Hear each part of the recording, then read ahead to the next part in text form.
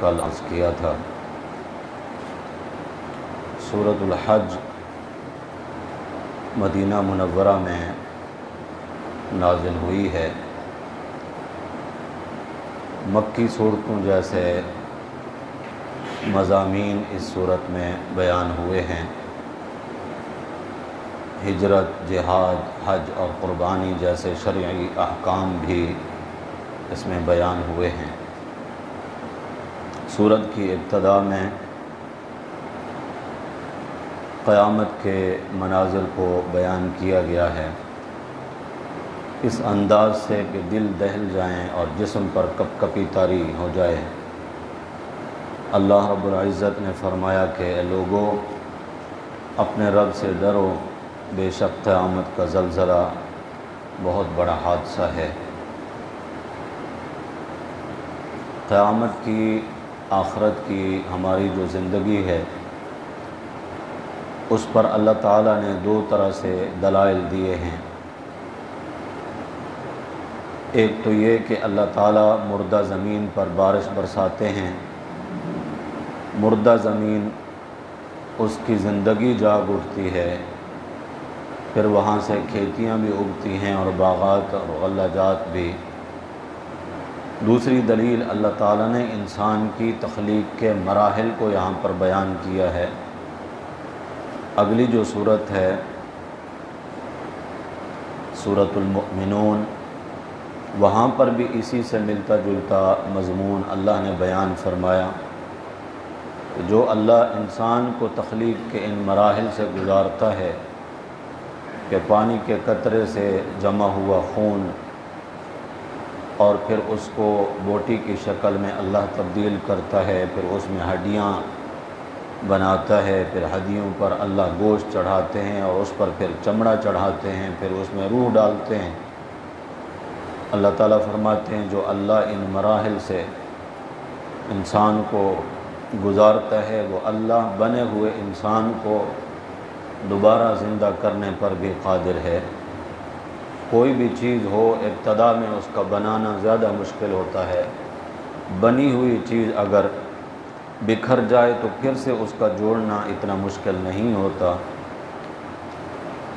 اگلی آیات میں اللہ تعالیٰ نے حج کا تذکرہ فرمایا کہ وہ وقت بھی یاد کرنے کے قابل ہے جب ابراہیم علیہ السلام کو اللہ نے بیت اللہ کی نشاندہی فرمائی، اور جب اللہ کا گھر تیار ہو گیا تو فرمایا کہ اب اس کو آپ نے پاک رکھنا ہے، طواف کرنے والوں کے لیے، عبادت کرنے والوں کے لیے۔ لیکن کعبہ کی صفائی ستھرائی سے پہلے اللہ تعالیٰ نے اپنی ذات کے ساتھ شرک نہ کرنے کا حکم فرمایا حضرت ابراہیم علیہ السلام کو،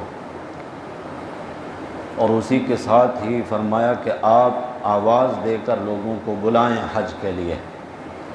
حضرت عبداللہ بن عباس رضی اللہ تعالیٰ عنہ فرماتے ہیں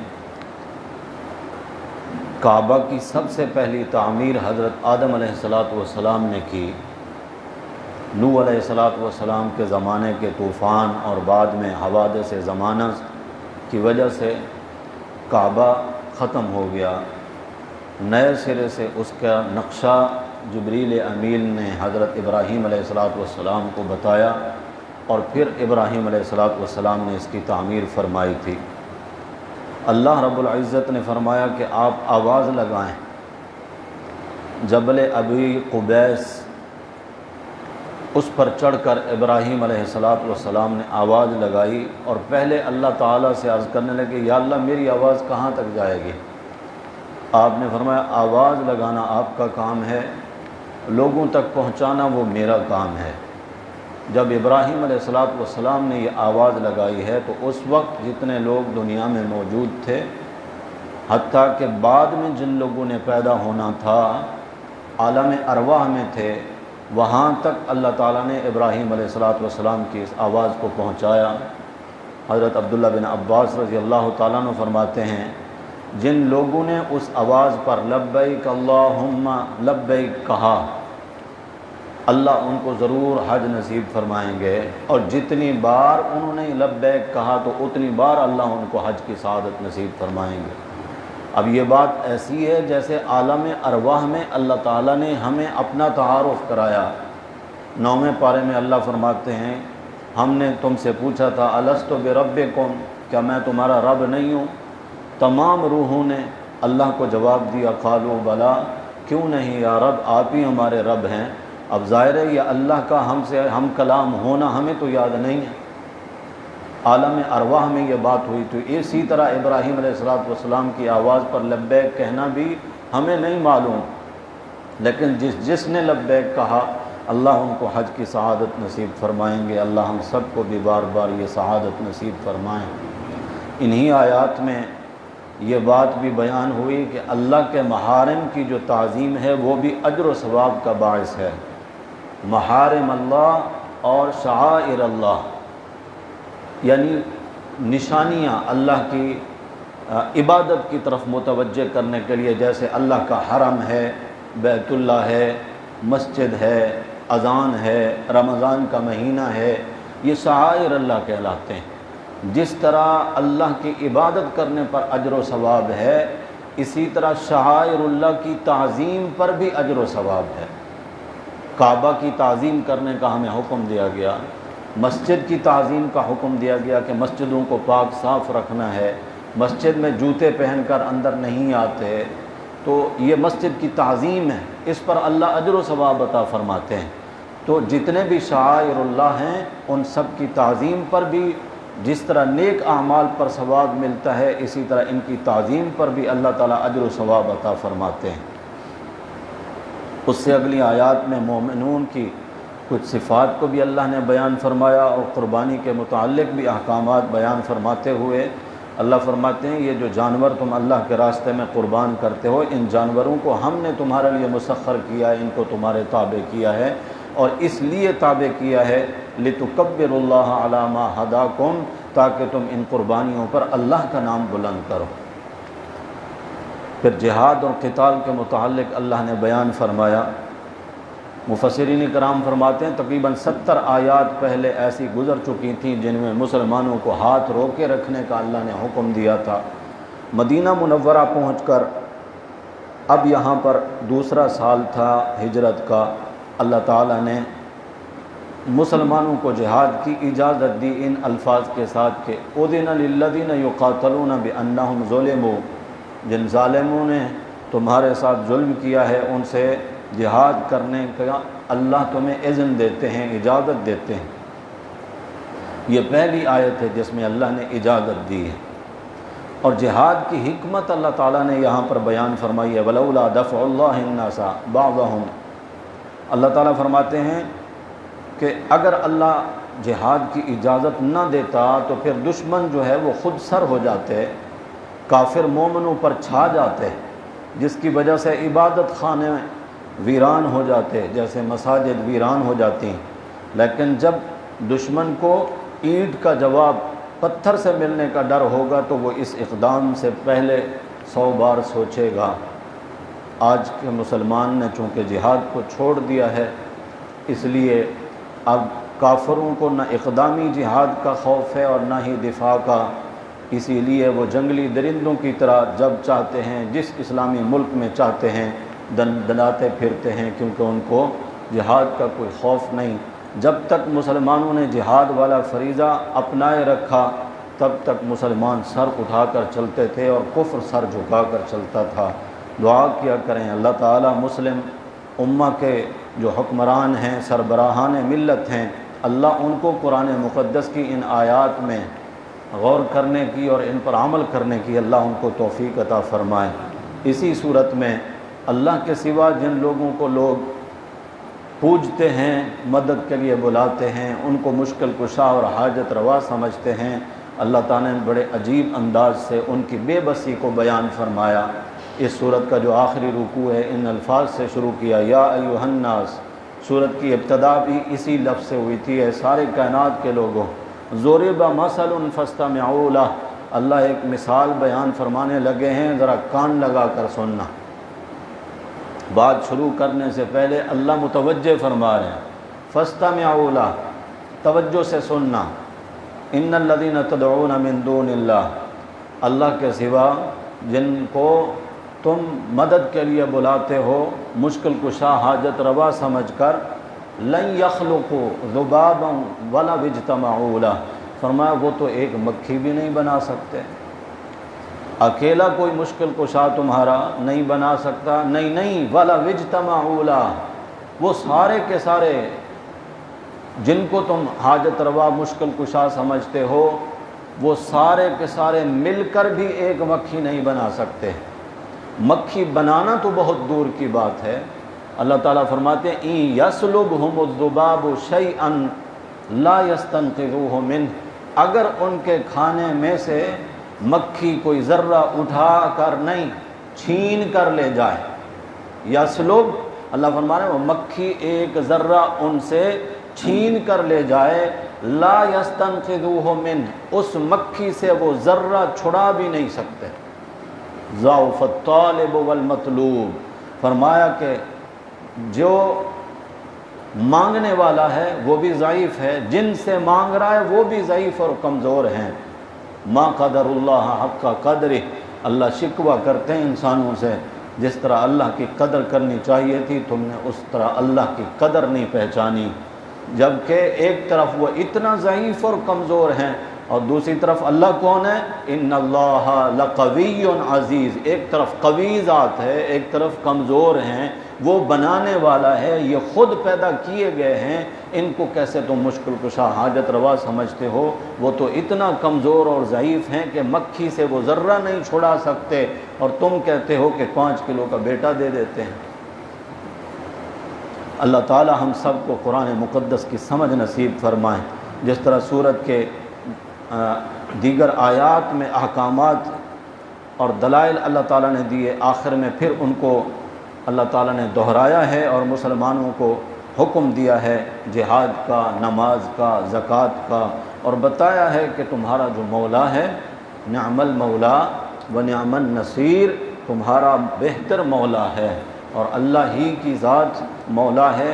یہ جملہ مولا اللہ کی ذات کے بارے میں قرآن مقدس میں کئی مقامات پر آیا، 9ویں پارے کی آخری لائن میں بھی، 17ویں پارے کی اس آخری لائن میں بھی، اور سورہ محمد میں تو اللہ تعالیٰ نے یہاں تک بات بیان فرمائی کہ مومنوں کا اللہ مولا ہے اور کافروں کا کوئی مولا نہیں ہے، لیکن اب انہوں نے بنا لیے ہیں مولا۔ بنانے سے کچھ نہیں ہوتا، مولا تو اللہ کی ذات ہے، ہوا مولانا۔ اور آپ سورۃ البقرہ کی آخری آیات میں جب دعائیں کر رہے ہوتے ہیں تب کہتے ہیں انت مولانا، اللہ تو ہی ہمارا کارساز ہے، انت مولانا، تو ہی ہے۔ اب جب اللہ کو مولا بنایا تو پھر اور کوئی مولا نہیں ہے، اگر کوئی مولا ہے بھی تو وہ دوست کے معنی میں ہے، یار کے معنی میں ہے، کسی اور معنی میں ہے، لیکن جو صفت اللہ رب العزت کی ہے، اللہ کی اس صفت میں بھی اللہ کا کوئی شریک نہیں۔ سورہ مومنون 18ویں پارے کی ابتدا جہاں سے شروع ہوتی ہے، نام سے ہی ظاہر ہے کہ اس میں مومنوں کی کچھ خاص صفات بیان ہو رہی ہیں۔ پہلی ہی آیت میں اللہ قسم کھا کے فرماتے ہیں کہ مومن کامیاب ہے، لیکن کون سے مومن؟ ان مومنوں کی صفات کو اللہ نے یہاں بیان فرمایا کہ اگر مومن وہ صفات اپنے اندر پیدا کر لیں تو اللہ ان کو جنت الفردوس کا وارث قرار دیتے ہیں، وہ جنت الفردوس کے وارث بن جائیں گے۔ پہلی صفت ایمان والی صفت ہے، سچا ایمان جس میں ریاکاری بھی نہ ہو، منافقت بھی نہ ہو، ایسا ایمان اللہ کو مطلوب ہے، دکھلاوا بھی نہ ہو، منافقت بھی نہ ہو، ایسا خالص ایمان چاہیے۔ اور دوسری صفت میں ایمان والوں کے پاس جب ایمان آ گیا تو اب ان پر جو سب سے پہلا فریضہ عائد ہوتا ہے نماز کا، فرمایا جو مومن ہیں وہ خشوع خضوع کے ساتھ نماز ادا کرتے ہیں، یعنی اللہ کے سامنے عاجزی اور خوف کے ساتھ کھڑے ہوتے ہیں۔ خشوع کا تعلق انسان کے دل سے ہے، ظاہر سے نہیں ہے۔ دل جب عاجزی کے ساتھ کھڑا ہوگا تو اس کا اثر پھر انسان کے ظاہر پہ بھی آتا ہے۔ دل میں عاجزی ہوگی، اعضاء بھی رب کے سامنے جھکے ہوئے ہوں گے، پھر ہاتھوں کے ساتھ حرکات و سکنات نہیں ہوں گی، اور یہی نماز ہوگی جو سکون والی نماز ہوگی۔ حضور اکرم صلی اللہ علیہ وسلم کی حدیث ہے، آپ صلی اللہ علیہ وسلم نے ایک شخص کو دیکھا، وہ نماز پڑھ رہے تھے اور داڑھی کے ساتھ کھیل رہے تھے۔ نبی کریم صلی اللہ علیہ وسلم نے فرمایا اس کے دل میں اگر خشوع ہوتا تو اس کا ہاتھ اس طرح حرکت نہ کرتا۔ معلوم ہوا کہ ہاتھوں کی حرکات جو ہم کر رہے ہوتے ہیں نمازوں میں، دراصل ہمارے دل میں خشوع نہیں ہوتا، جبکہ ایمان والے بندے کے لیے سب سے پہلا وصف اس کے لیے یہ ہونا چاہیے کہ اس کی عبادت، بالخصوص نماز والی عبادت، وہ خشوع کے ساتھ ہو، یعنی عاجزی کے ساتھ ہو، اور ساتھ میں خوف بھی ہو کہ میں اللہ احکم الحاکمین کے سامنے کھڑا ہوں۔ تیسری صفت ان کی یہ ہے کہ لغویات، فضول چیزوں سے اعراض کرتے ہیں، یعنی ہر ایسا قول و فعل اس کو لغو کہا جاتا ہے جس کا کوئی فائدہ نہ ہو۔ بے فائدہ کام، بے فائدہ کھیل، موبائل پہ بیٹھ کے گیم کھیل لیں، کیا فائدہ مل رہا ہے اس سے؟ گھر میں ٹائم پاس کرنے کے لیے لیڈو کھیل لیں پورے فیملی کے ممبران، یہ بے فائدہ کھیل ہیں۔ فائدہ مند کھیل وہ جس میں بھاگ دوڑ ہو، جسمانی ورزش ہو، صحت کی تندرستی کے لیے ایسے کھیل تو کھیلے جا سکتے ہیں، لیکن بے فائدہ کام مسلمان اس سے اعراض کرتے ہیں۔ چوتھا وصف ایک مومن کا کہ کامل طریقے سے زکوٰۃ ادا کرتے ہیں، یعنی نماز کے ذریعے اللہ کا حق ادا کرتے ہیں، زکوٰۃ کے ذریعے اللہ کے بندوں کا حق ان تک پہنچاتے ہیں۔ کامل طریقے سے زکوٰۃ کی ادائیگی بالکل اسی طرح ہے جس طرح نماز پڑھنے والا نماز سے پہلے نماز کے ارکان آداب کا خیال رکھے گا، سمجھے گا، جانے گا، سیکھے گا اور پھر نماز پڑھے گا، بالکل اسی طرح زکوٰۃ ادا کرنے والا بھی زکوٰۃ کے احکامات کو پہلے سمجھے گا اور پھر اس کی ادائیگی کرے گا۔ زکوٰۃ کے متعلق حکم یہ ہے، اس کے سب سے پہلے حقدار آپ کے قریبی رشتہ دار ہیں، جن کو زکوٰۃ ادا کرنے پر ڈبل ثواب ملتا ہے، قرابت داری کا بھی، زکوٰۃ کی ادائیگی کا بھی۔ اور ایک فائدہ یہ بھی ہوتا ہے کہ قریبی رشتہ داروں کی مالی پوزیشن کو بندہ اچھی طرح جانتا ہے کہ واقعی یہ مستحق ہیں، اور اگر ایسے قریبی رشتہ دار نہیں ہیں اور کوئی ایسے لوگ بھی نہیں ہیں جن کو ذاتی طور پر آپ جانتے ہوں، آپ نے یہ زکوٰۃ اگر دینی ہے ویلفیئر سوسائٹیز کو، این جی اوز کو، یعنی کسی کو اپنا وکیل بنانا ہے، تو پھر علماء سے بڑھ کر کوئی اور وکیل نہیں ہو سکتا، کیونکہ علماء کرام ہی ان مسائل کو جانتے ہیں کہ زکوٰۃ کا پیسہ کہاں لگ سکتا ہے، کہاں نہیں لگ سکتا۔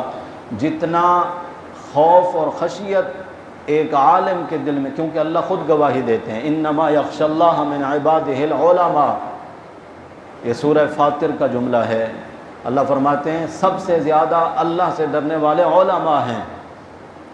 اور ہمارے ہاں تو اب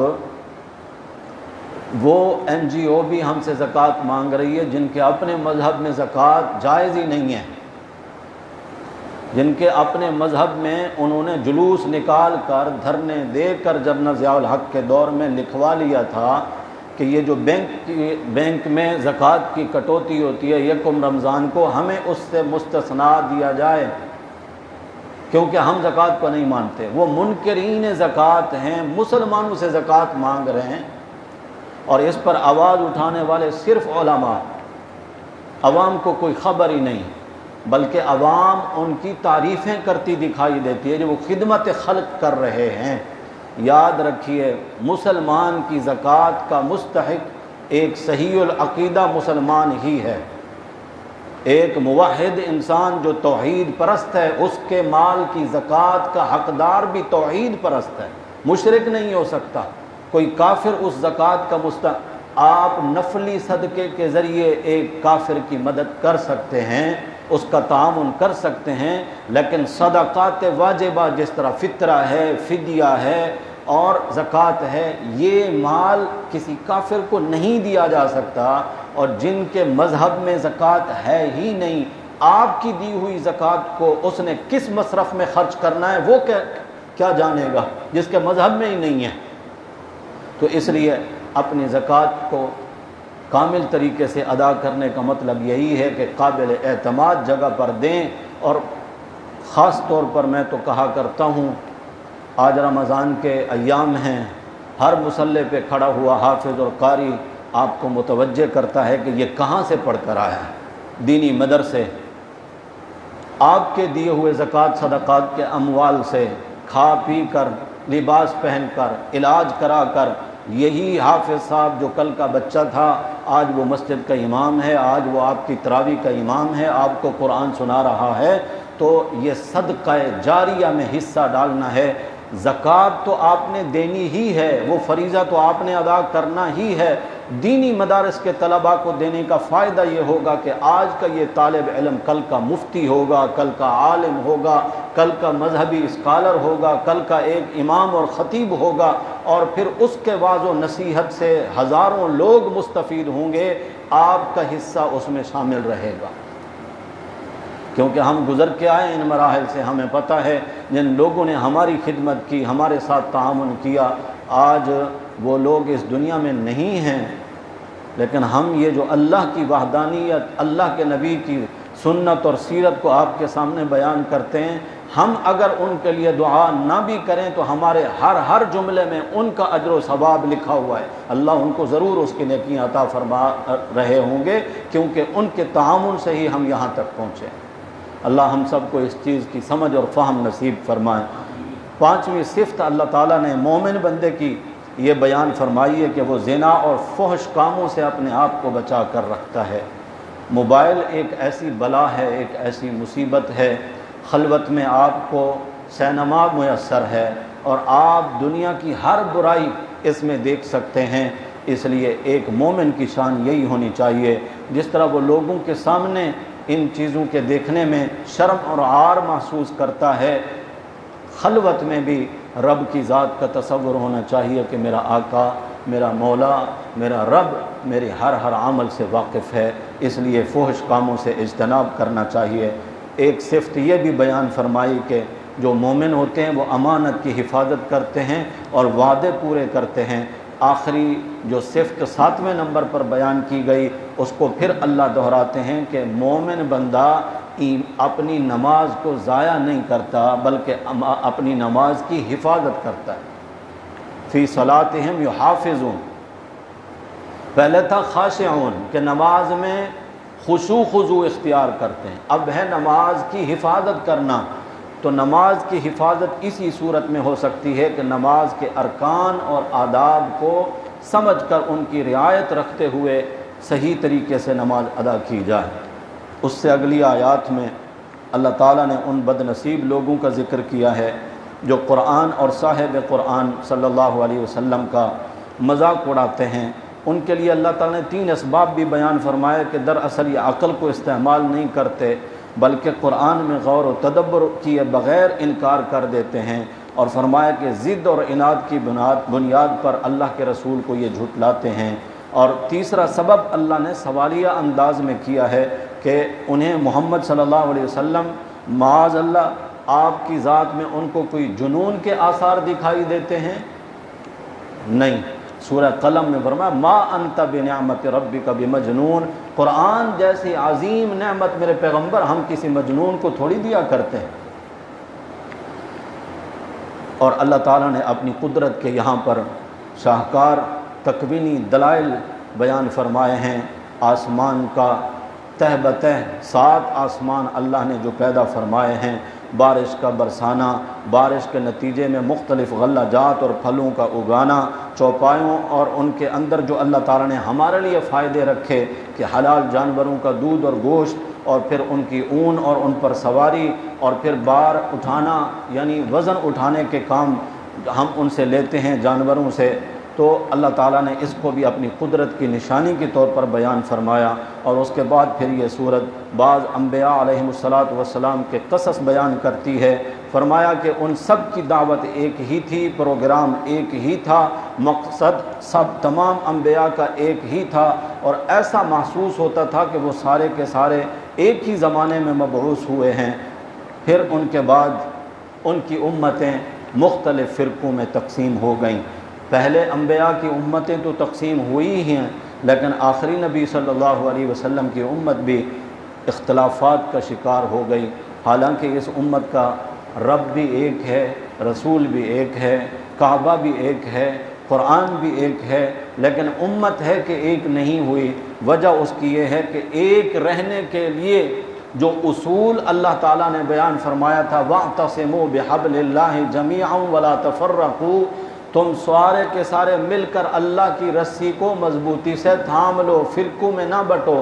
وہ اللہ کی رسی یعنی اللہ کا قرآن جو آسمان سے رب نے نازل فرمایا، آج چونکہ امت اس قرآن کو چھوڑ چکی ہے، اس لیے کوئی اپنے اکابر کے لکھے ہوئے ملفوظات کی طرف جا رہا ہے، کوئی بزرگوں کی تحریروں کو دلائل بنا رہا ہے۔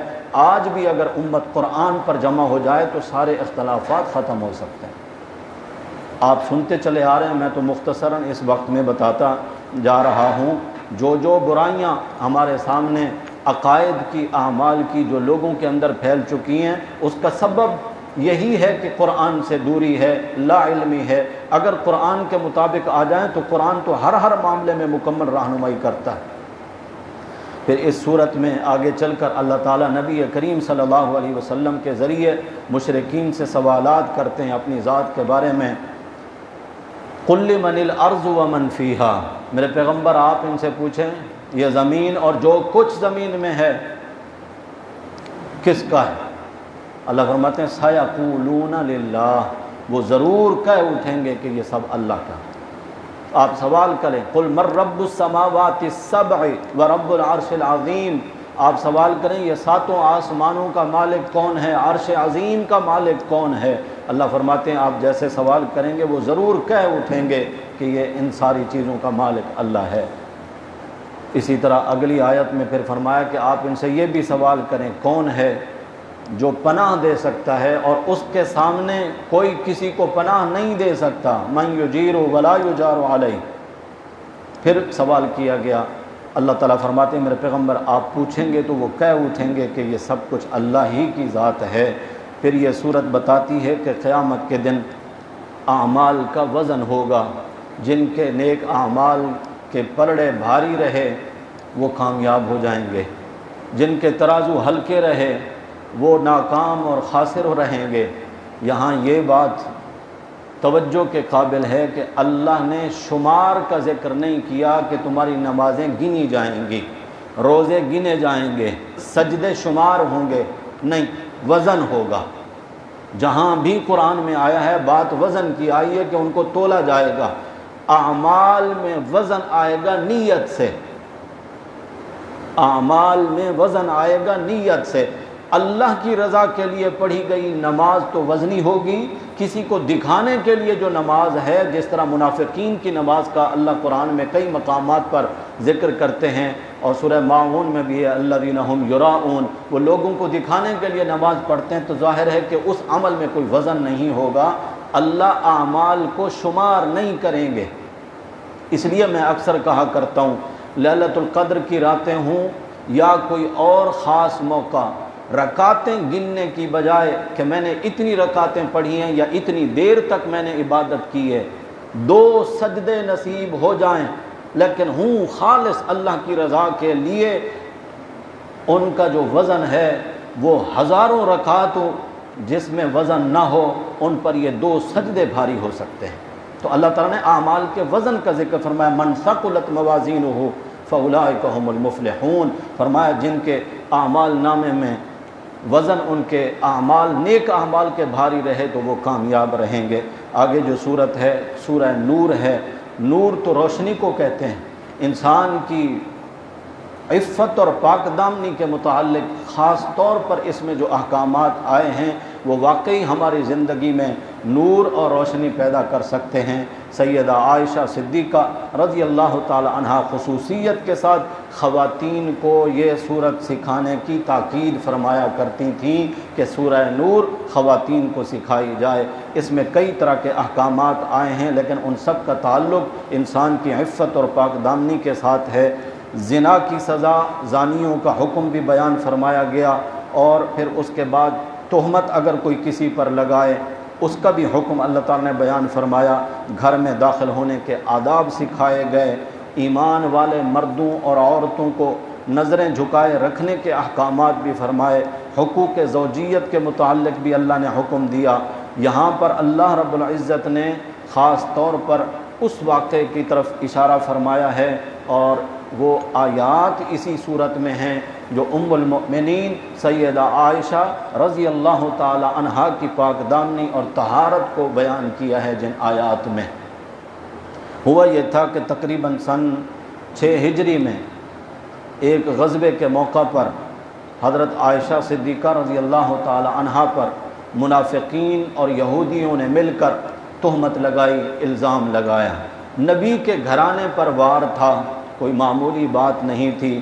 ہم تو سمجھتے ہیں کہ اللہ کا عرش بھی ہل گیا ہوگا ان ظالموں کی اس بکواس پر، اور کچھ مسلمان بھی ان کی باتوں میں آ گئے اور پھر محفلوں میں چرچے ہونے لگے۔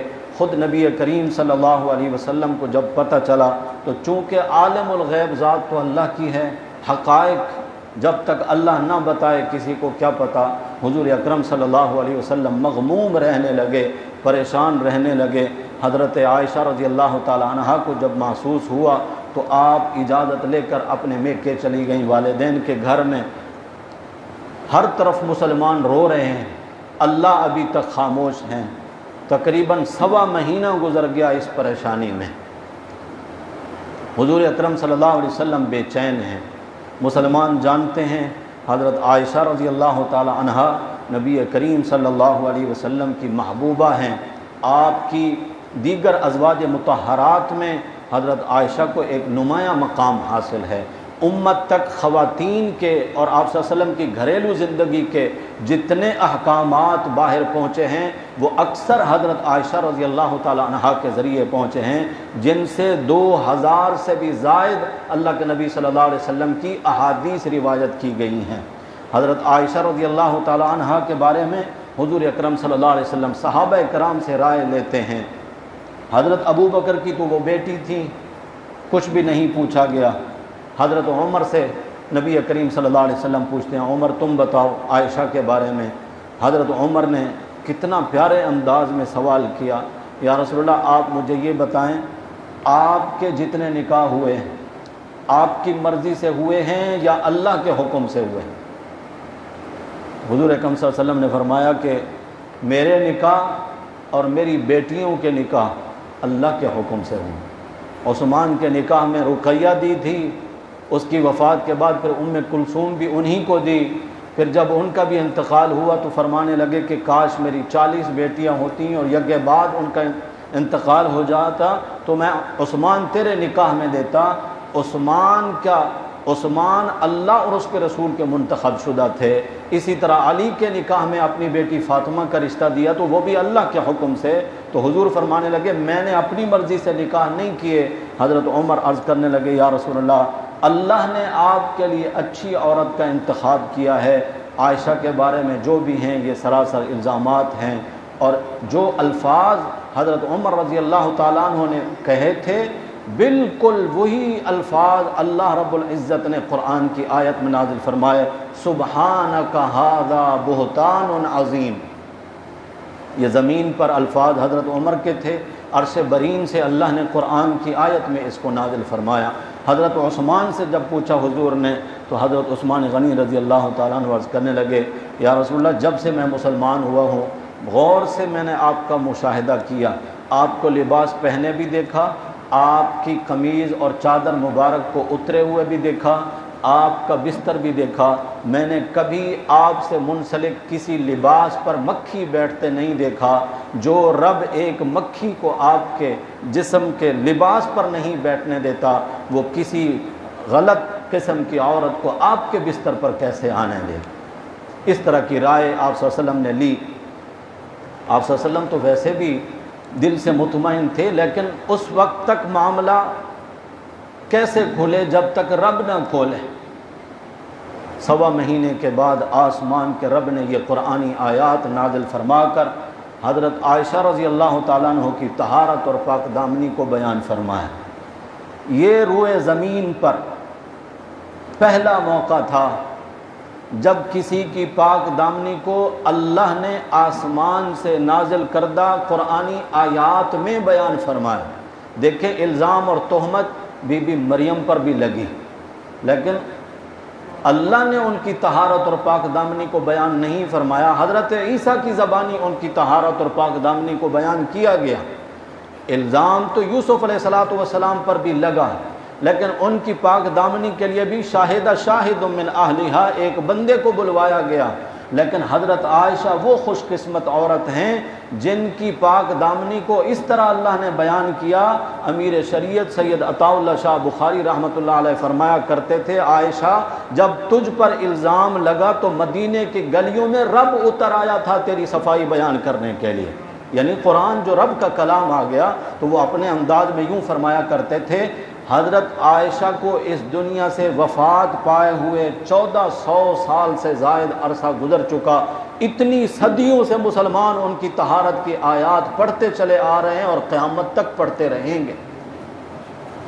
پاک دامنی حضرت عائشہ رضی اللہ تعالیٰ عنہ کی بیان فرمائی گئی، لیکن ہمیں بہت سارے امور سکھا دیے گئے۔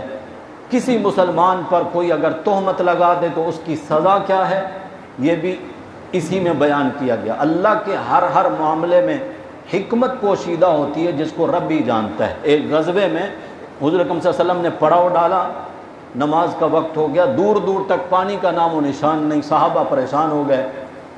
اللہ تعالیٰ نے تیمم کا حکم نازل فرما دیا۔ اب یہ حکمت تھی، آنے والی پوری امت کے لیے ایک سہولت مل گئی کہ اگر پانی دستیاب نہ ہو یا پانی لگنے سے جسم کو کوئی نقصان پہنچے یا پانی تک پہنچنے کے لیے کسی دشمن کا خوف اور اندیشہ ہو، فرمایا کوئی پریشانی کی بات نہیں، اللہ نے زمین کی مٹی کو تمہارے لیے طہارت کا ایک سبب اور ذریعہ بنا دیا، چاہے غسل کی حاجت ہو یا وضو کی حاجت ہو، بس تیمم کر لو، تمہاری وضو بھی ہو گیا اور تمہارا غسل بھی ہو گیا۔ تو اللہ کے ہر معاملے میں حکمت پوشیدہ ہوتی ہے۔ الزام تو لگا حضرت عائشہ پر، لیکن تہمت لگانے والوں کے بارے میں سزائیں تجویز ہوئی ہیں۔ یہاں پر بہتان لگانے والے جو لوگ ہیں ان کے بارے میں اور گھریلو زندگی کے متعلق ہمیں بہت سارے امور کا اللہ نے حکم فرمایا۔ ایمان والے مردوں اور عورتوں کو نظریں نیچی رکھنے اور عزت کی حفاظت کرنے کا اللہ نے حکم دیا ہے۔ یاد رکھیں، جس طرح مومن کے بارے میں فرمایا گیا کہ وہ اپنی نظریں نیچی رکھیں، اسی سے اگلی آیت میں مومنات عورتوں کو بھی یہی حکم دیا گیا، وہ اپنی نظریں نیچی رکھیں۔ حضور اکرم صلی اللہ علیہ وسلم بیٹھے ہیں، آپ کے ساتھ دو آپ کی ازواج مطہرات بھی بیٹھی ہیں۔ حضرت عبداللہ بن ام مکتوم رضی اللہ تعالیٰ عنہ نابینا صحابی تشریف لا رہے ہیں۔ حضور نے اپنی ازواج کو فرمایا پردہ کرو۔ انہوں نے عرض کیا یا رسول اللہ وہ تو نابینا ہے۔ فرمایا تم دونوں بھی نابینا ہو، تم تو بینا ہو۔ جس طرح ایک مرد کے لیے نظریں نیچے رکھنے کا حکم ہے، اسی طرح ایک عورت کے لیے بھی یہی حکم ہے۔ مرد بھی اپنی عفت کی حفاظت کرے گا تو ایک خاتون بھی اپنی عفت کی حفاظت کرے گی۔ اس سے اگلی آیات میں اللہ تعالیٰ نے وہ رشتے گنے ہیں جن کے سامنے عورت آ سکتی ہے اور پردہ کرنا ان سے جائز نہیں ہے۔ کون ہیں؟ شوہر ہے، والد ہے، سسر ہے، بیٹا ہے، بھائی ہے، بھتیجا ہے، بھانجا ہے، دیگر عورتیں ہیں، لونڈیاں ہیں، اور وہ چھوٹے بچے ہیں جو عورتوں کے پردے کے معاملات سے واقف نہیں ہوتے، ان کے سامنے بغیر پردے کے آ سکتے ہیں، لیکن کس طرح؟